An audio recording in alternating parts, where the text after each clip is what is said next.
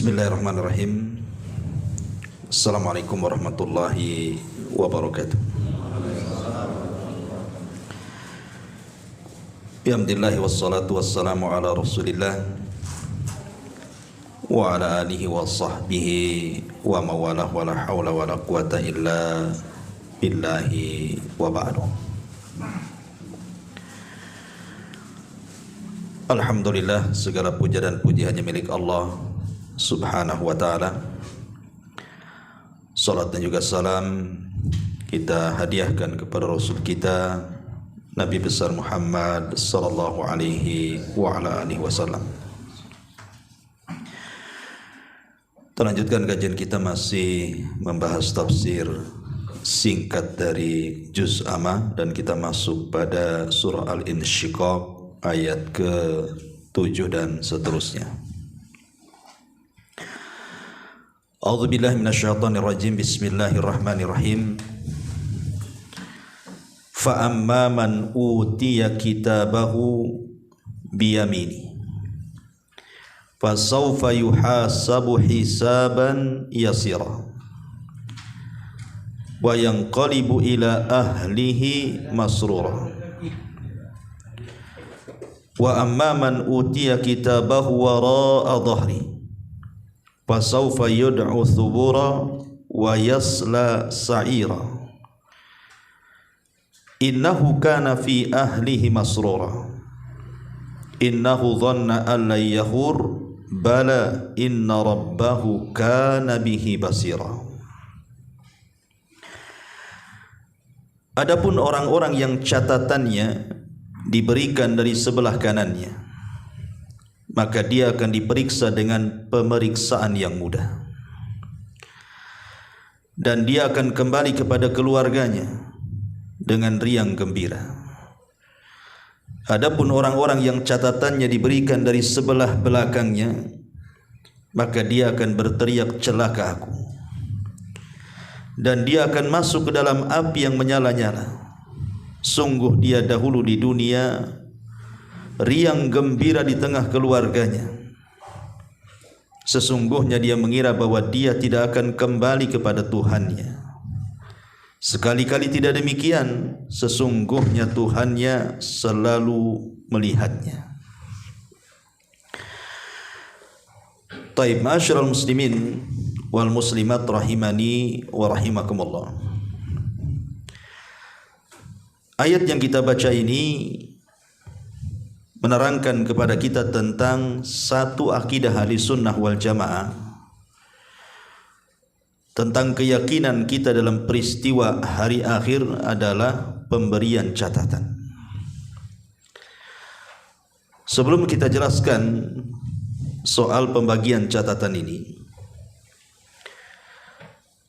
kita tahu beriman dengan hari akhir ini adalah sesuatu daripada rukun-rukun iman yang wajib kita imani.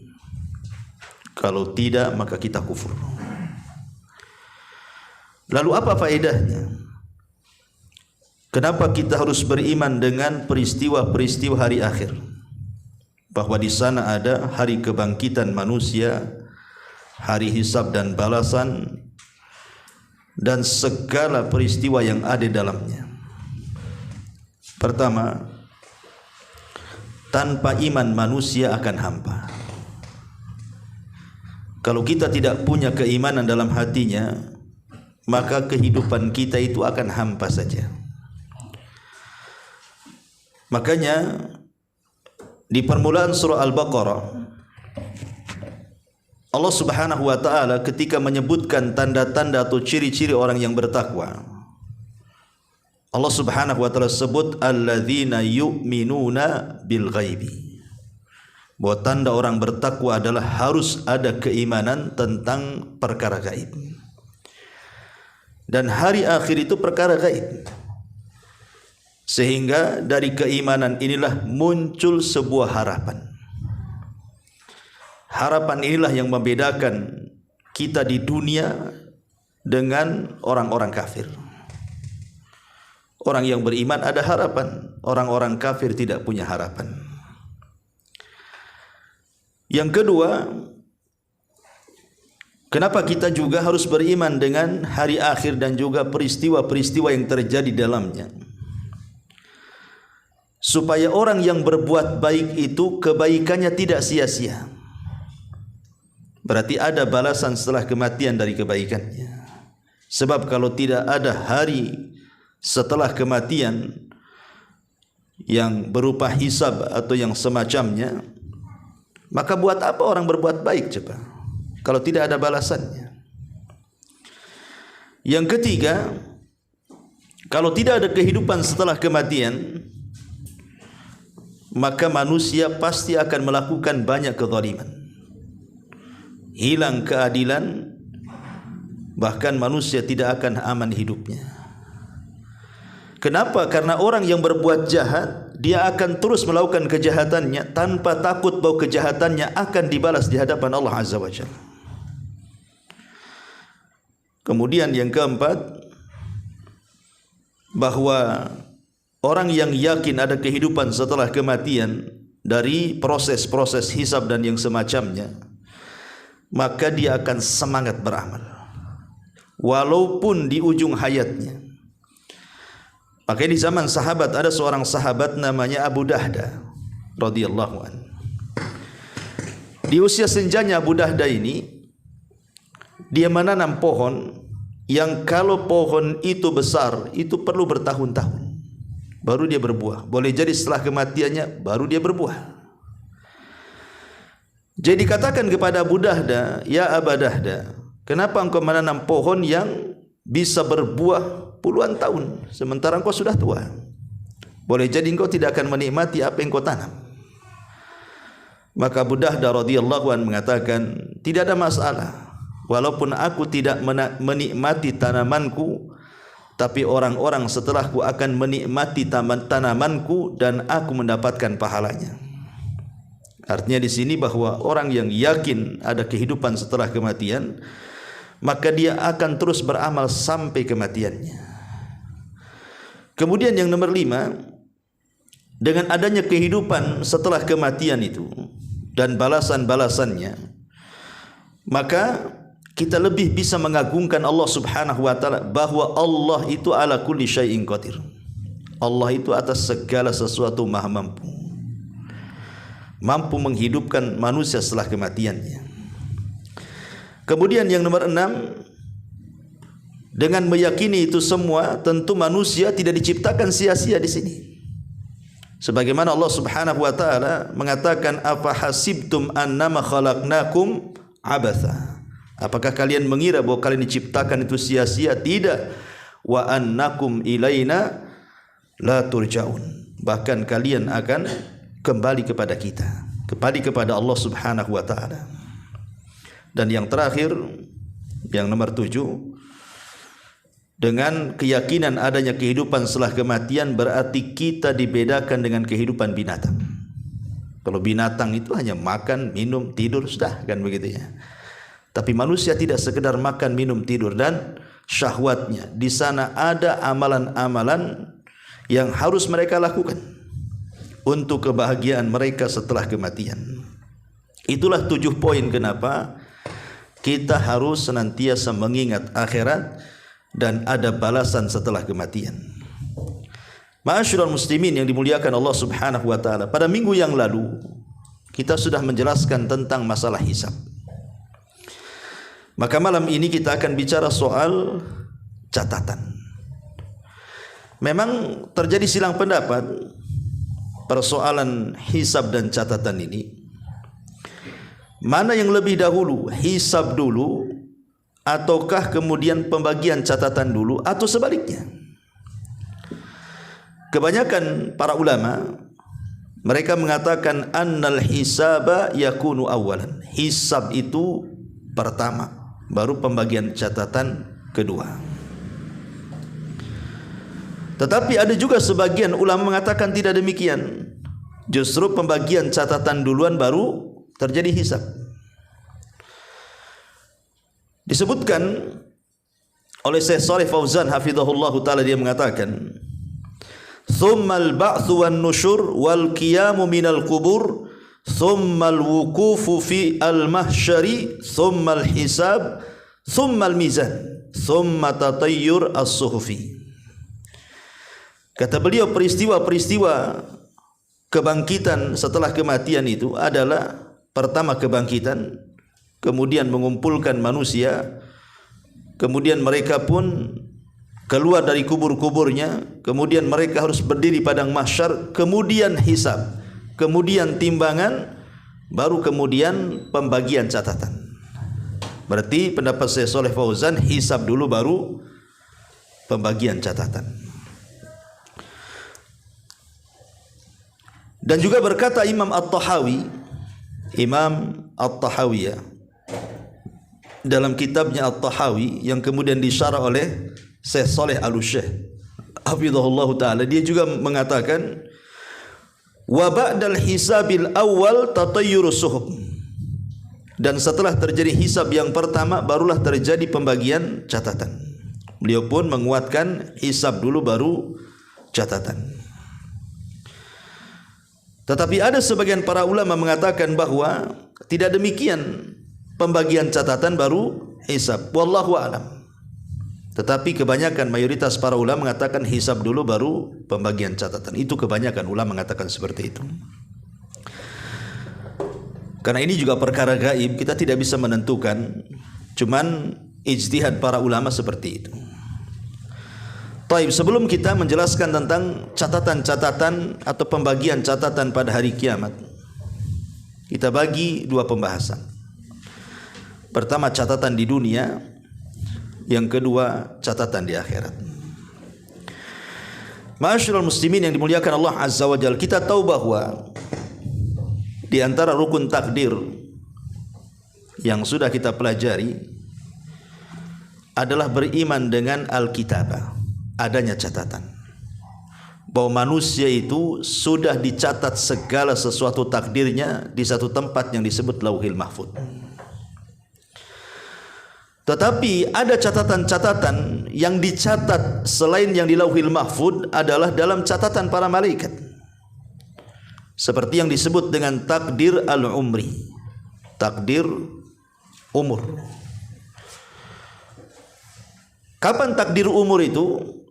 Saat kita berada di perut ibu kita, maka malaikat datang kemudian mencatat berapa ajalnya, berapa bahagianya, berapa amalannya, macam mana dia akhirnya sul khotimah atau husnul khotimah, dicatat semua oleh malaikat.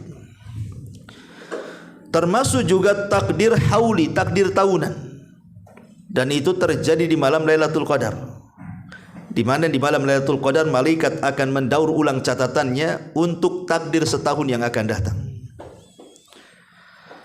Artinya bahwa di dunia ini segala sesuatu aktivitas yang kita lakukan, baik apa yang dikatakan dalam hati kita atau terucap dalam lisan atau dalam bentuk perbuatan, baik yang baik ataupun yang buruk, tidak lepas daripada catatan-catatan malaikat.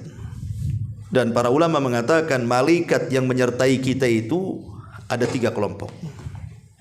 Malaikat yang menyertai kita itu ada 3 kelompok. Yang pertama, malaikat yang mendatangi kita saat kita berada dalam rahim ibu kita, di mana tugas malaikat ini diperintah oleh Allah Subhanahu wa taala untuk mencatat segala sesuatu yang berhubungan dengan kita, usianya, amalnya, bahagianya, celakanya, umurnya, dan begitu seterusnya. Ini yang pertama. Inilah malaikat yang menyertai kita.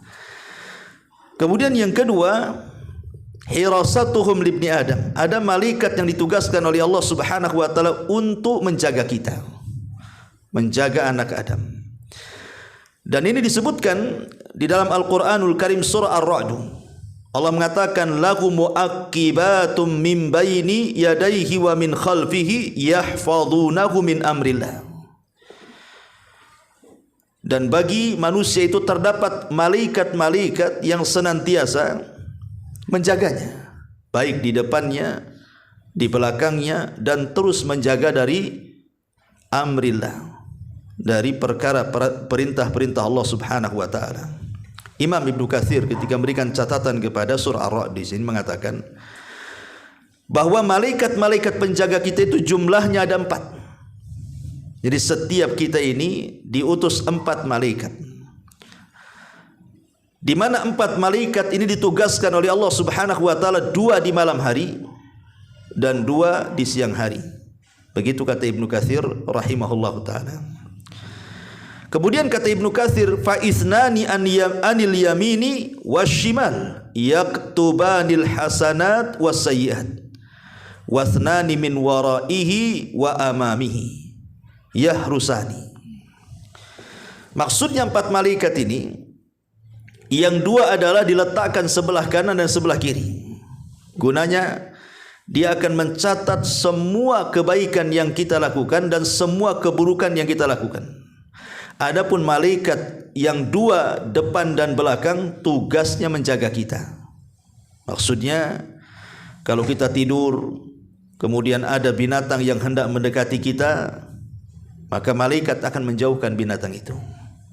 Makanya kita tidur di mana saja, alhamdulillah tidak ada semut masuk ke lubang hidung kan. Tidur di lantai kan banyak semut, tapi tak ada semut yang masuk ke lubang-lubang. Paling tinggi ya gigit-gigit gitu saja kan, ya. Kecuali memang sudah takdirnya, maka malaikat tidak bisa apa-apa. Kalau sudah ditakdirkan di Lauhil Mahfuz, ya apa dikata malaikat pun tak bisa menghalau dia, karena sudah ditakdirkan. Malaikat tidak bisa menolak takdir yang di catatan Allah yang di Lauhil Mahfuz. Ini yang kedua. Dan yang ketiga itulah yang disebut dengan Raqib dan Atid, di mana Allah Subhanahu wa taala mengatakan ma yalfidu min qaulin illa ladaihi raqibun atid. Tidaklah satu ucapan yang kita keluarkan melainkan akan dicatat oleh Raqib dan Atid. Para ulama mengatakan yang dimaksud Raqib dan Atid, apakah itu nama malaikat? Ya, jadi nama malaikat yang satu namanya Raqib, yang satu namanya Atid. Ulama mengatakan bukan. Raqib dan Atid itu bukan nama, tetapi Raqib dan Atid itu artinya sifat. Sifat kepada malaikat yang menjaga kita. Lalu apa maknanya Raqib itu dan apa maknanya Atid? Al-Imam Al-Qurtubi rahimahullahu ta'ala mengatakan yang dimaksud dengan Raqib, mengawasi, apa maknanya? Dia mengatakan annahu al-mutatabba' lil umur. Al-mutatabba'u lil umur, malaikat yang terus mencari-cari urusan kita. Kemudian juga makna yang kedua annahul hafid, boleh jadi yang dimaksud dia menjaga kita, atau boleh jadi yang dimaksud asyahid, yang menyaksikan kita. Jadi malaikat Raqib itu imma dia mencari-cari urusan kita, atau menjaga kita, atau menyaksikan apapun yang kita lakukan, kemudian dicatatnya.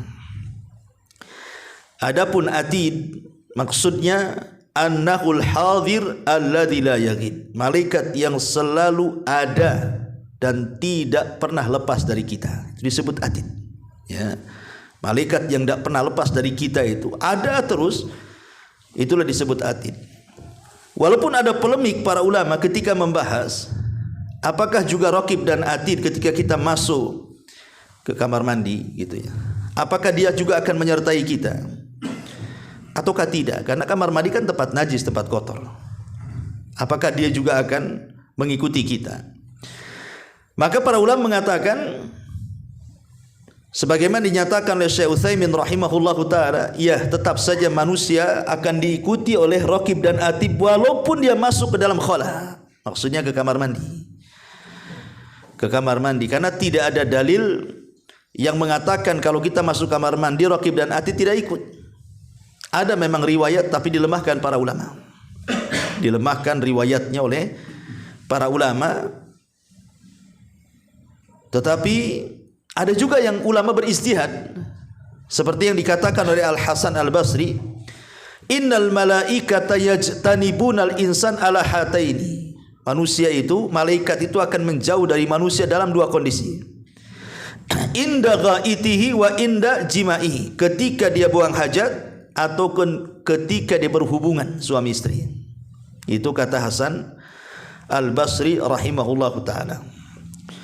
Tetapi sekali lagi Al-Imam Ibnu Utsaimin dan juga yang lainnya mengatakan kita masih berpendapat sebagaimana zahir daripada ayat. Ma yalfidu min qaulin illa ladaihi raqibun atid. Zahir ayat, malaikat ini akan terus bersama kita. Kecuali ada dalil yang khusus yang mengatakan kecuali kalau seandainya kita masuk kamar mandi dia keluar atau menunggu gitu ya. Ataupun ketika melakukan hubungan dia juga tidak berada di sekitar kita. Kalau memang ada dalilnya, ya tentu ala ra'si wal ain kata orang Arab. Ya kita samina wa ta'na. Tapi karena tidak ada dalil kata Syekh Utsaimin, maka hukum tetap pada asalnya. Bahwa malaikat raqib dan atid itu walaupun kita masuk ke kamar mandi tetap akan beserta dengan kita. Ini kalau bicara soal malaikat-malaikat yang menyertai kita dan malaikat-malaikat yang menjaga kita dan malaikat-malaikat yang mencatat amalan kita. Makanya kalau kita berkisah tentang kisah Imam Ahmad yang pernah saya sampaikan kepada antum. Jadi Imam Ahmad ibn Hanbal rahimahullah taala saat sakit parah. Imam Ahmad ini sempat mengerung, bahasa kitanya aduh gitu ya. Maka orang di sampingnya mengingatkan Imam Ahmad dan mengatakan, ya Imam, innal anin kalimatun wal kalimatu tuktab. Wahai Imam, bukankah aduhan erungan itu sebuah kalimat dan kalimat itu akan dicatat? Maka Imam Ahmad ketika diingatkan langsung diam dia. Padahal dia sedang merasakan sakit, tapi dia tidak mau mengaduh. Dari sini kita tahu bahwa Imam Ahmad memahami fikihnya bahwa walaupun hanya kalimat aduh tetap dicatat malaikat.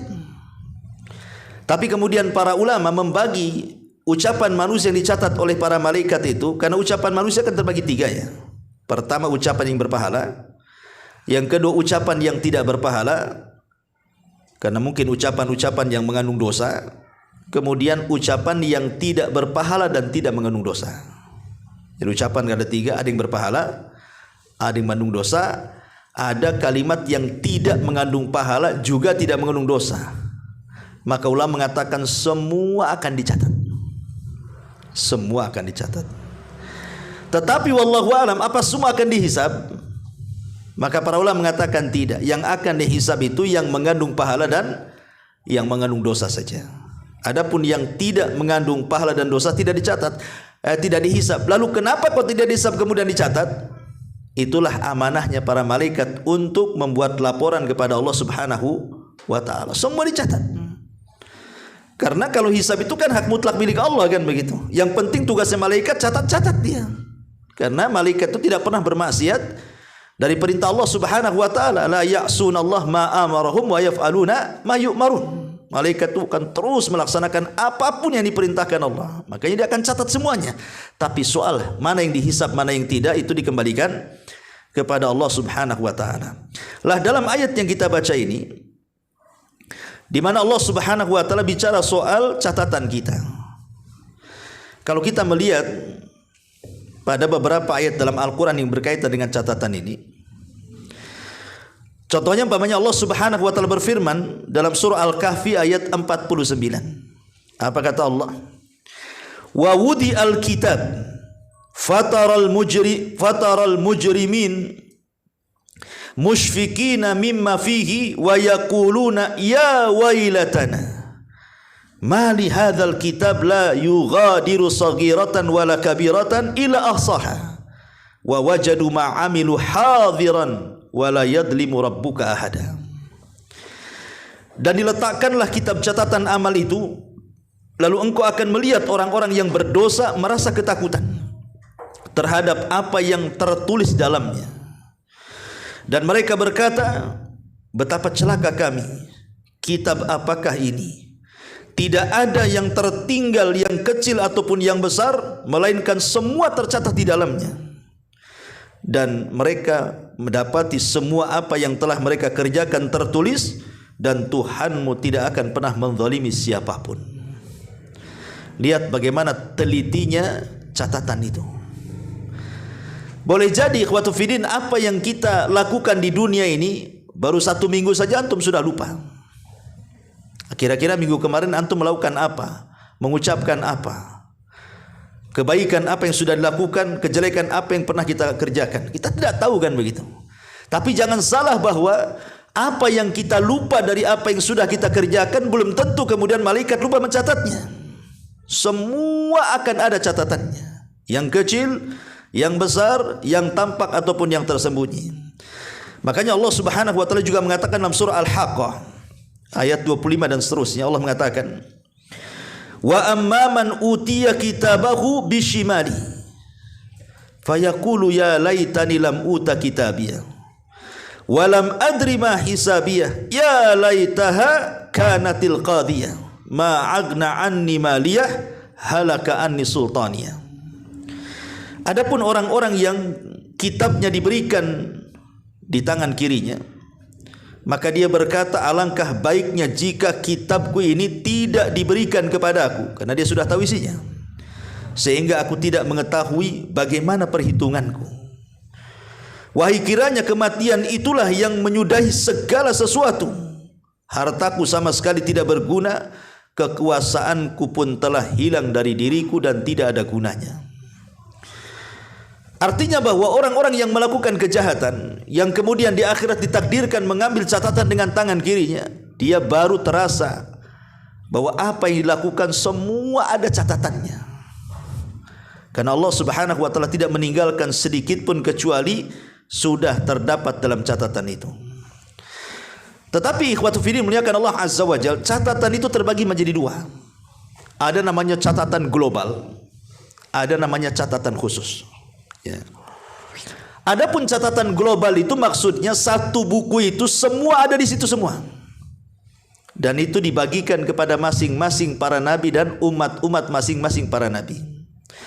Umpamanya Nuh alaihi salam dengan umatnya diletakkan dalam satu catatan. Ibrahim dengan umatnya diletakkan dalam satu catatan. Nabi Syuaib dan umatnya diletakkan dalam satu catatan. Dan semua para nabi, Musanya, Isanya, termasuk Nabi kita Muhammad sallallahu alaihi wasallam, ada bukunya masing-masing. Jadi dalam satu buku itu Nabi juga ada di situ, para sahabat ada di situ, para tabi'in ada di situ, termasuk juga kita ada di situ. Itu namanya catatan umum. Catatan umum. Tapi yang kedua, itulah yang kemudian disebut dengan catatan khusus. Catatan khusus ini yang Allah Subhanahu wa taala firmankan dalam surah Al-Isra ayat 13, wa kulla insanin alzamnahu ta'irahu fi unuki wa nukhriju lahu yaumal qiyamati kitaban yalqahu mansyura iqra kitabak kafa bi nafsikal yauma 'alaika hasiba.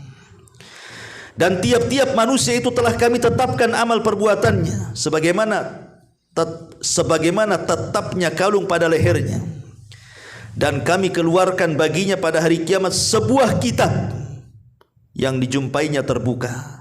Dan Allah mengatakan, bacalah kitabmu, cukuplah dirimu sendiri pada waktu itu sebagai penghisab terhadap dirimu sendiri. Ini yang disebut ayat surah Al-Isra ayat 13 ini, maksudnya catatan khusus yang isinya cuman amalan kita mulai dari lahir sampai kita mati. Jadi ada 2 catatan di sini ya. Ada catatan besar di mana kita tergabung dengan para nabi, dengan para sahabat, para tabi'in, para tabi'ut tabi'in, semua dalam satu catatan itu. Tapi ada catatan khusus yang hanya untuk kita saja. Masalahnya ikhwatu fiddin muliakan Allah Azza wa Jalla, 2 catatan ini akan dibuka dan akan dibaca. Itu masalahnya. Jadi pertama nih, catatan global itu akan dibacakan. Abu Bakar Siddiq radhiyallahu an, begini catatannya 1, 2, 3 dan kebaikannya. Umar, beginilah kebaikannya. Utsman, inilah kebaikannya. Kemudian menginjak kepada para tabi'in, kemudian para ulama, Imam Ahmad, Imam Syafi'i, semua disebutkan. Ketika antum disebutkan di situ, antum akan merasa malu. Ya. Karena semua aib-aib kita akan terbongkar di situ. Nanti kita akan merasa malu siapa kita dengan mereka. Disitulah terjadi penyesalan yang luar biasa, karena kita betul-betul dipermalukan dalam catatan itu. Karena lain dengan catatan sendiri. Kalau catatan sendiri ini kan pertanggungjawaban kita dengan Allah kan. Kita akan dipanggil satu-satu menghadap Allah, dan Allah mengatakan buka catatanmu, maka akan dibuka catatan itu. Seperti hadis yang ma'ruf, ketika ada orang yang kemudian memiliki 99 catatan di dalamnya, kesalahan dia semua menghadap Allah Azza wa Jal, kemudian Allah mengatakan bukalah satu catatan dari 99 catatan yang kau buka itu. Ketika dibuka rupanya sejauh mata memandang semua kesalahan dia. Ketika Allah Subhanahu wa taala mengatakan, coba perhatikan catatan itu. Ada enggak malaikat-malaikatku yang salah catat katanya. Oh enggak ya Rabb. Semua benar, ini kesalahan saya. Karena nanti pada hari kiamat itu di antara khususan hisab, memori kita akan dikembalikan untuk menyamakan catatannya. Nah, disitulah terjadi hisab. Ada hisab mudah, ada hisab sulit. Ya. Baik, ma'asyiral muslimin yang dimuliakan Allah Azza wa Jalla. Jadi catatan itu ada dua, ada catatan global, catatan besar, dan ada catatan khusus yang merupakan kita saja di situ. Lah disinilah terjadi perubahan fisik. Jadi terjadinya perubahan fisik pada hari kiamat itu ketika membaca catatan. Kalau seandainya catatan kebaikan kita jauh lebih banyak dibandingkan catatan keburukannya, maka setiap kita membaca catatan kebaikan, maka wajah kita akan bersinar, bersinar, bersinar, bersinar seperti rembulan. Dan tanpa sadar badan kita juga akan membesar, membesar, membesar sampai berhenti setinggi Adam dan selebar Adam.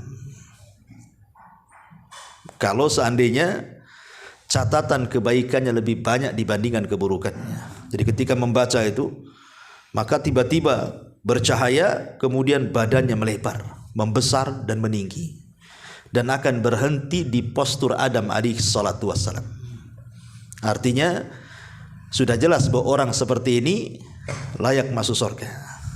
Ya. Adapun kemudian ketika kita membaca catatan yang buruk, maka yang tadinya bersinar akan menghitam, bersinar lagi akan menghitam. Ya, tergantung. Tetapi terkadang Allah Subhanahu wa taala menutupi perkara itu dari manusia kalau memang dia orang-orang yang ketika di dunia itu orang yang selalu menutup aib orang lain. Sebagaimana Rasulullah SAW mengatakan, man satara musliman satarahullahu yaumal qiyamah. Siapa yang menutup aibnya seorang muslim di dunia, Allah tutup aibnya di akhirat. Jadi ketika dia membaca catatan buruk, otomatis kan menghitam tuh wajahnya. Manusia akan melihat kan gitu. Tetapi karena dia di dunia suka menutup aib orang, maka ketika dia membaca catatan yang buruk yang harusnya terlihat hitam di hadapan manusia, tapi Allah berikan tabir sehingga orang tidak tahu. Makanya di sini jangan sampai kita kemudian membuka aib orang lain. Nanti Allah akan buka aib kita di hadapan manusia di padang mahsyar itu. Ma'asyiral muslimin yang dimuliakan Allah Subhanahu wa taala. Lah ulama mengatakan bahwa manusia sebagaimana golongan-golongannya di dunia, begitu juga Allah perlakukan mereka di akhirat. Manusia di dunia itu terbagi tiga kan? Mukmin, kafir, munafik. Mukmin, kafir, munafik. Tidak ada orang keempatnya. Kalau tidak mukmin kafir, kalau tidak kafir munafik. Cuma tiga manusia itu. Ya kafir yang mencakup ahli kitab, orang-orang yang berberhala, jadi satulah orang kafir kan itu. Lah ketika tiga kelompok ini dihadapkan di hadapan catatan pada hari kiamat, maka orang yang beriman sudah jelas mengambil dengan tangan kanannya. Orang yang beriman mengambil dengan tangan kanannya, dan orang kafir mengambil dengan tangan kirinya. Tetapi orang-orang munafik dia mengambil tangan kiri dengan di belakang punggungnya. Artinya orang munafik jauh lebih bahaya dibanding orang-orang kafir. Orang munafik itu jauh bahaya dibandingkan orang kafir. Maka cara mengambilnya pun dengan tangan kiri dan di balik punggungnya. Itu ada penafsiran. Tapi penafsiran yang lain tidak. Maksudnya mengambil catatan dengan tangan kanan dan tangan kiri ini khusus untuk orang yang beriman. Tapi yang mengambil catatan dari balik punggungnya dengan tangan kiri itu khusus orang kafir, termasuk orang munafik dan orang musyrik dalamnya. Mananya kalau dia mengambil dengan tangan kanannya, berarti mereka adalah orang-orang yang disebut dengan as-sabiqun as-sabiqun, orang-orang yang mulia, mungkin para nabi, para sahabat, para syuhada gitu ya.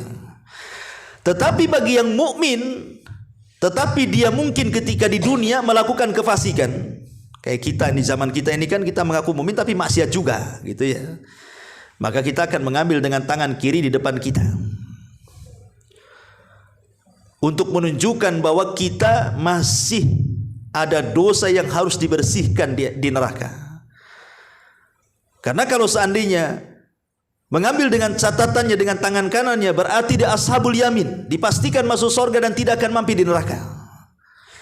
Tetapi kalau dia masih mampir di neraka, berarti mengambil catatannya dengan tangan kirinya. Itu ada yang berpendapat seperti itu, wallahu alam. Tapi yang jelas bahwa sebaik-baik manusia saat mengambil catatan adalah orang-orang yang mengambil catatan dengan tangan kanannya. Dalam sebuah hadis, ketika Aisyah ummul mukminin radhiyallahu anha sedang duduk dan kepala Rasul berada di pahanya. Kemudian tiba-tiba Aisyah radhiyallahu anha memandang wajah Nabi. Entah apa yang dipikirkan Aisyah, tiba-tiba menangis. Kemudian meneteskan air mata tepat di pipi Nabi. Sontak Rasul bangun, duduk, dipandangnya Aisyah dan mengatakan, "Kenapa engkau menangis?" Maka kata Aisyah radhiyallahu anha mengatakan, "Tadzakkartu yaumal qiyamah ya Rasulullah." Aku teringat dengan hari kiamat. "Hal tadhkuru bi ahlika yaumal qiyamah?" Apakah kau akan ingat aku pada hari kiamat wahai Rasul? Maka Nabi SAW mengatakan, "Ya Aisyah, nanti pada hari kiamat itu la yadhkuru ahadun ahada, di mana manusia tidak akan ingat siapapun kepada orang lain di 3 tempat." Kata Nabi SAW, "Amma fi thalathati mawadhi' fala yadhkuru ahadun ahada." Adapun di 3 tempat manusia tidak ingat siapapun kecuali dirinya. Kemudian Nabi SAW menyebutkan, pertama, indas sirat, ketika meniti titian siratal mustaqim. Orang tidak akan ingat siapapun. Yang ingat dirinya sendiri, bagaimana menyelamatkan dan sanggup melewati titian itu. Apakah dia termasuk yang berhasil, ataukah dia termasuk orang yang terjungkal akhirnya masuk jahanam. Yang kedua, indal mizan, dalam penimbangan amal. Orang tidak akan ingat siapapun sampai betul-betul dia memastikan bahwa timbangan kebaikannya jauh lebih berat dibandingkan timbangan keburukannya. Dan yang ketiga, inda tatayyurus suhuf, ketika kitab-kitab itu diterbangkan, sampai dia mengetahui apakah tangan kanan yang mengambil ataukah tangan kirinya yang mengambil. Jadi memang dahsyat sekali hari pengambilan catatan itu. Enggak ingat siapapun. Yang terpikir hanyalah apakah saya akan mengambil dengan tangan kanan ataukah tangan kiri. Kalau dia mengambil dengan tangan kanannya, maka dengan bangganya dia akan mengatakan, "Ha umuqra'u kitabiyah." Baca, baca. Dia suruh orang lain baca. "Lihat, baca catatanku," katanya. Saking bangganya dia. Tapi orang yang mengambil dengan tangan kiri ataupun tangan kiri di balik punggungnya, maka dia tidak mau menjulurkan tangannya. Tapi pada hari itu, bagaimanapun caranya tetap tangan itu mengambilnya. Itu menunjukkan bahwa orang-orang itu sudah dipastikan kecelakaannya. Ya. Makanya kita kembali kepada ayat. Di sini Allah Subhanahu wa taala mengatakan, "Fa amman utiya kitabahu biyamini." Adapun orang-orang yang catatannya diberikan dari sebelah kanannya, fa saufa yuhasabu hisaban yasira, maka dia akan diperiksa dengan pemeriksaan yang mudah. Maksudnya apa pemeriksaan yang mudah? Ketika orang ini dah dihadapkan kepada Allah, kemudian Allah Subhanahu wa taala bertanya pada orang ini, "Buka catatanmu," katanya. Akhirnya dia buka catatannya. Kemudian Allah Subhanahu wa taala bertanya. Allah tidak bertanya dosa-dosa besar, tapi Allah bertanya dosa-dosa kecil. Dan mengatakan, bukankah engkau sudah melakukan dosa ini dan itu? Maka dia mengatakan, ya. Bukankah engkau ini sudah melakukan dosa ini dan itu? Dia mengatakan, ya. Setiap ditanya oleh Allah, ya, enggak pernah bantah. Ketika itu kemudian Allah Subhanahu wa taala mengatakan, inni satartukal yaum wa ghafartu laka fid dunya. Hari ini wahai fulan, kututupi aib-aibmu. Satartuka laka fid dunya wa ghafartu lakal yaum. Terbalik saya bacanya, ya. Kata Nabi SAW, dulu di dunia kau melakukan dosa, tapi kututup aibmu. Orang enggak tahu kau melakukan dosa. Dan hari ini ku ampuni dosa-dosamu. Inilah yang disebut dengan hisaban yasira, hisabnya mudah. Karena tidak ada bantah-bantahan di sini. Beda dengan hisab sulit. Kata Aisyah radhiyallahu anha, ketika Nabi SAW mengatakan man nukisha man husiba udzib, barang siapa yang dihisab maka akan diazab. Maka Aisyah radhiyallahu anha mengatakan, ya Rasul, bagaimana dengan ayat fasaufa yuhasabu hisaban yasira, bahwa manusia itu akan diperiksa dengan pemeriksaan yang mudah. Maka Nabi SAW mengatakan, tidak wahai Aisyah, itu hanyalah al-ard. Ard itu hanya sekedar mendengarkan kemudian mengiyahkan. Tapi yang dimaksud manukisha uzib, siapa yang terjadi perdebatan saat pemeriksaan catatan, itulah yang disebut dengan hisab yang sulit, karena dia akan diazab. Jadi ketika Allah Subhanahu wa taala bertanya kepada manusia, engkau melakukan dosa ini dan itu, dia akan menyangkal, oh enggak. Engkau melakukan dosa ini dan itu, dia akan menyangkal, oh tidak. Pokoknya dia akan menyangkal terus. Ketika dia menyangkal, tidak mengakui dosanya, disitulah saksi akan didatangkan. Tangan akan jadi saksi.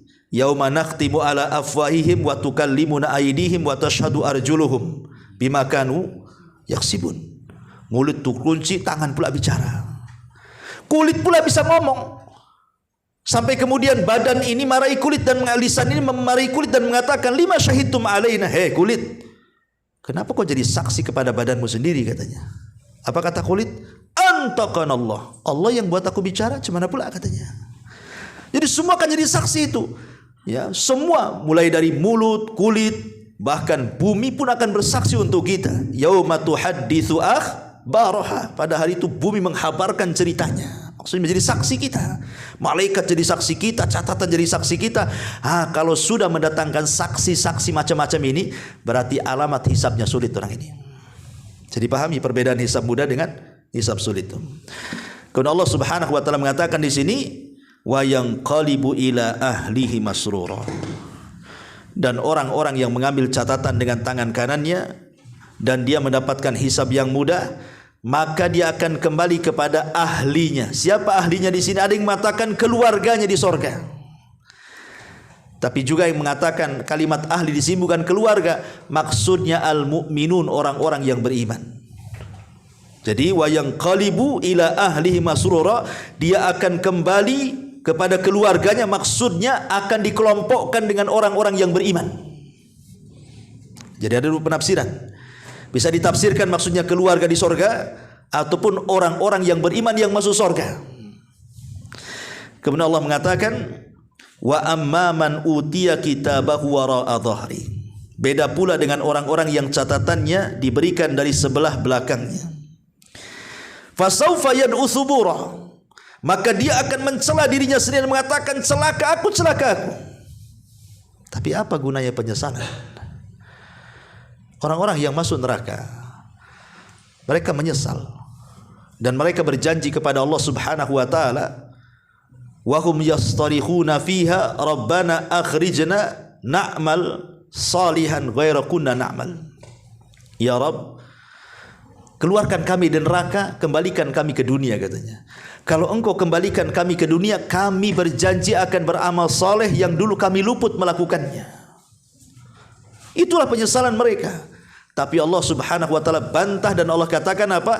awalam nu'ammirkum ma yatadzakkaru fihi man tadzakkar wa ja'akumun nadhir. Enak saja kau ngomong begitu. Di dunia aku sudah kasih umur panjang loh kepada kamu. Kemana saja kau manfaatkan umur itu? Dan pemberi peringatan sudah kami datangkan kepadamu. Di mana saja engkau itu? Akhirnya mereka pun hanya mengeluh dan juga hanya meratap saja di neraka. Tidak keluar juga mereka. Hanya angan-angan saja. Penyesalan itu di akhir, ikhwan. Sampai mereka akhirnya memanggil-manggil malaikat Malik, penjaga neraka, dan mengatakan, ya Malik, wahai Malik, liyak dia alaina rabbuk. Mintalah sama Tuhanmu, kami mati aja lah, nggak usah hidup, katanya. Kami sudah tersiksa lama di neraka ini. Malik tidak jawab. Setelah 100 tahun baru Malik menjawab. Bayangkan. Apa kata Malik? Innakum makithun. Tidak bisa, kau tetap di situ, katanya. Jawabannya, coba kan, ya. Jadi mereka akan seperti itu, mengatakan celaka aku, wa yasla sa'ira, dan dia akan masuk ke dalam api yang menyala-nyala, maksud neraka. Innahu kana fi ahlihi masrura. Sungguh dia dahulu di dunia bergembira di kalangan keluarganya. Innahu dhanna alla yaqur. Dia mengira bahwa dia tidak akan kembali kepada Tuhannya. Bala inna rabbahu kana bihi basira. Tidak demikian, sungguh Tuhanmu selalu melihatnya. Ini disebut dengan al-jaza min jinsil amal. Balasan itu disesuaikan dengan amalannya. Ya, kalau kita lebih bahagia dengan dunia, lupa akhirat, maka nanti di akhirat dia orang yang paling banyak menangis. Tapi selama di dunia dia sengsara demi akhiratnya, maka di akhirat orang ini paling bahagia hidupnya. Sama dengan istilah, siapa yang banyak berdiri di dunia melaksanakan solat, maka dia akan sedikit berdiri di padang mahsyar.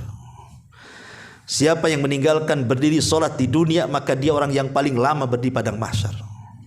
Sama dengan ungkapan, siapa yang banyak menangis karena takut kepada Allah di dunia, maka dia akan banyak tertawa di akhirat. Tapi siapa yang banyak tertawa di dunia karena urusan hura-hura, maka dia akan banyak menangis di akhirat. Seperti itulah al-jaza min jinsil amal, bahwa balasan itu ditentukan dengan amalannya. Ma'asyiral muslimin yang dimuliakan Allah Subhanahu wa taala, lah ketika mereka sudah mendapatkan apa yang mereka dapatkan, yang mukmin mendapatkan dengan catatan dengan tangannya, yang kafir juga dengan kirinya, dan munafik di belakang punggungnya. Ketika itu manusia berkumpul. Disinilah waktunya Allah Subhanahu wa taala akan datang menghadap mereka.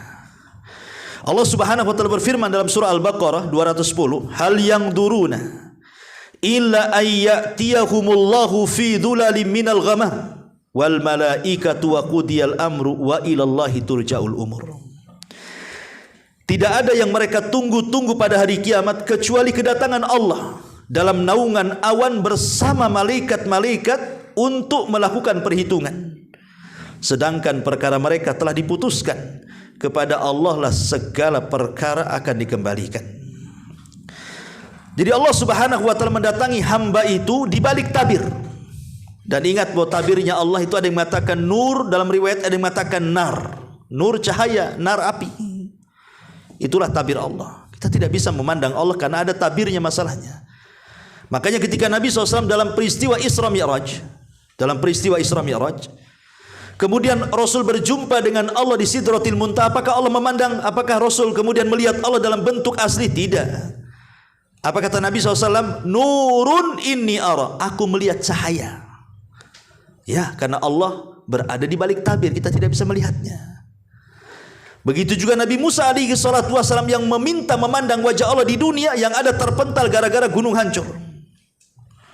Tidak ada yang tahu rupa Allah seperti apa, karena Allah itu kalau menghadap hamba-hambanya pasti di balik tabir, dan tabirnya Allah itu cahaya, dan riwayat api.